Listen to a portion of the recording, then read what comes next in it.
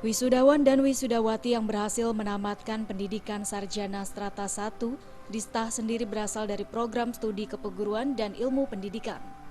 Ketua Panitia Disnatalis dan Wisuda STAH Dharma Nusantara, I Gusti Komang Widana mengatakan, sebagian besar lulusan STAH biasanya bekerja dan mengabdi sebagai tenaga pengajar Hindu di banyak pasraman.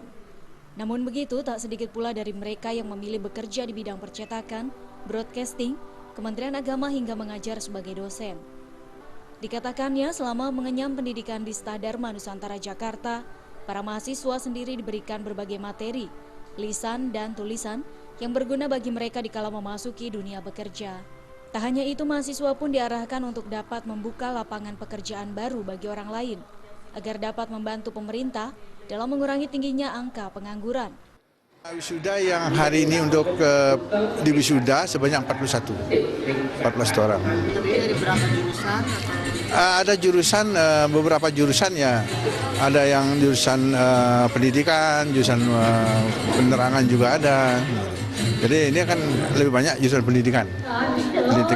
Sehingga nanti dari lulusan mereka bisa diharapkan menjadi guru-guru agama Hindu.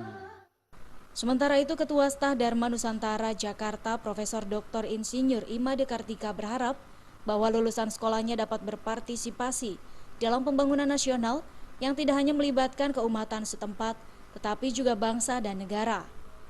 Sebagai pemimpin kampus, pihaknya pun memberikan selamat kepada para wisudawan dan wisudawati yang telah berhasil menyelesaikan studinya. Harapan kita sebagai lembaga mengharapkan bahwa lulusan STAH Dharma Nusantara semakin bisa berpartisipasi dalam pembangunan nasional. Bukan saja pembangunan agama, tetapi mereka juga harus berpartisipasi dalam segala kegiatan yang melibatkan keumatan maupun kewarganegaraan bangsa Indonesia. Dari Jakarta, Muhammad Ibrahim dan Ketut Sumadiase melaporkan.